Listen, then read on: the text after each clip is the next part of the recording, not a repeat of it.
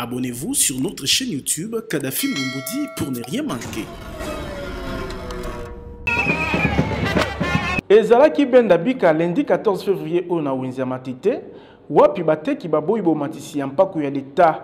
Wuta vendredi kino lelo, bateki baboyi mosala, pambate administrateur ya Wenze, amatisi mpaku o ezalaki na 500 francs par mètre et comme 800 francs, likambu o bazali ko telemela. Ba papa pe ba mama ya Wenza Matete o babiki sakamabota na bango na mosala koteka, bakamwe komona na mbalakata, bakonzi ngumba mokonzi Kinshasa kopesa ndingisa ya bomati ya taxe. Nazali na 5 mètres, na futa logo la 2500 par jour. Siko la bando biloko ba 800 francs, il faut na futa siko 4000 francs par jour papa. 4 donc logo la siko la futa 4000 francs. Na koteka ya pasi oyo. Papa tu loboye. On va qui le peuple d'abord. Le peuple yango. Vendredi to te quitté. Samedi to te quitté. Quitté papa langai biso tikeza la biso kaka 500 francs ba makambo na bango misusu na etali bango biso toza na pose ke toza la bien musale zake na mboka toza ba licencié musale zake tozo débrouiller pour nous laisser sa famille na biso pour nous futa bandaku pe pour nous s'organiser mais façon ba osala biso yo en tout cas eza pasi eza ke po biso population to nyokwama na kota na bazando banda kota na zando pandela biso zando munene disi ko ba bazotelengana koma kosumela et koma kosumela sikoyo bayana Wenza Matete baba boma biso ba peuple tolela ka mibali basala raté tolela kaka na koteka moi sans fana tolela sikoyo ba balingi nini baba boma biso bien pratique na bango ona bana na bango ezala kate Bosimba était sima ya siti na bango liboso anda kwa musala administrateur ya Wenza Matete délégation ebaki koyanga na administrateur kasi ya Malonga ezwami te asengi bokobi ya ba négociation tolobi Tiboko Yoka.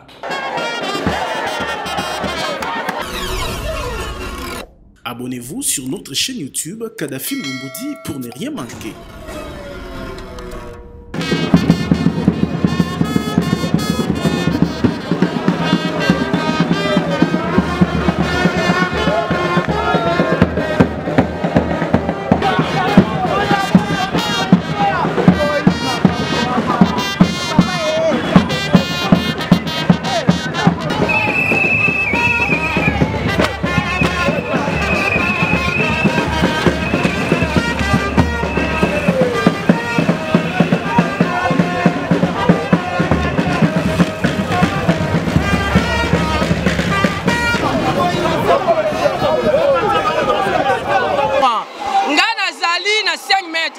Na futa logo la 2500 par jour. Siko la bando biloko ba 800 francs, il faut na futa siko 4000 francs par jour papa. 4 donc logo la siko la futa 4000 francs. Na koteka ya pasi oyo. Papa tu loboye. On va qui le peuple d'abord. Le peuple yango. Vendredi to te quitté. Samedi to te quitté. Le to te quitté papa langai. To sengi gouvernement.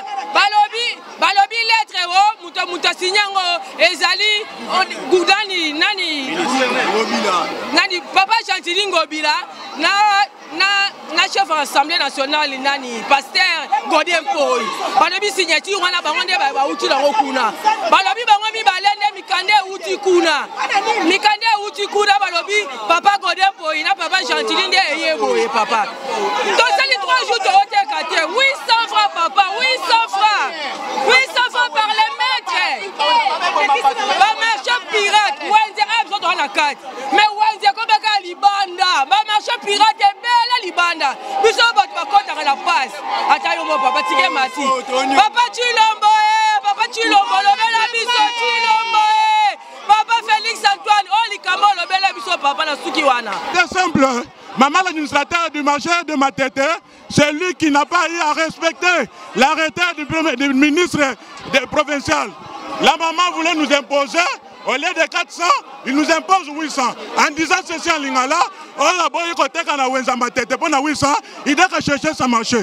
Mais s'il te plaît, mais c'est le ministre des provincial, pardon.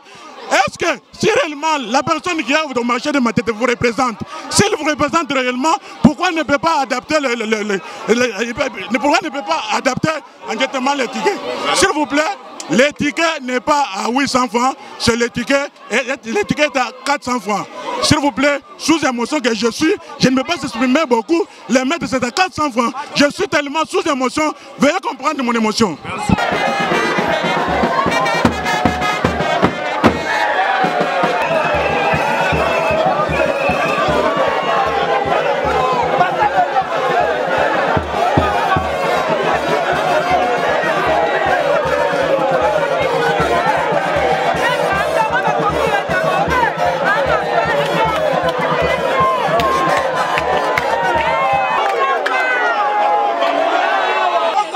Chef de l'État, et ça pour Batou, diminution, donc Batou va la malam. Mais on peut comprendre que ça Batou Moussous, FCC, va changer la union sacrée, va faire ça, vision chef de l'État. Donc on dit que la solution, tout ça pour ça que ticket, ils ont 300, ils ont 300.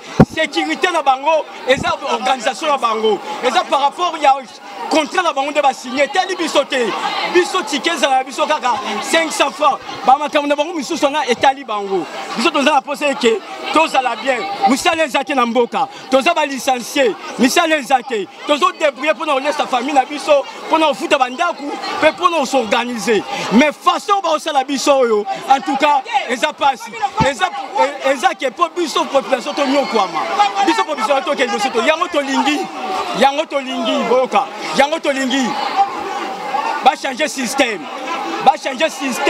ya makambo na bango na bureau soki ezowuta epai na hôtel de ville bayeba ndora po mboka tozosouffrir misala ezala suki na balimete te misala ekoma awa na kati ya marché urbain awa na bamarché nde misala ezali donc bayeba population toza bambongo malonga te toza na baforme alonga te toza na baforme alonga te ndambu mo bamarché moke bino pardon oyokana ndambu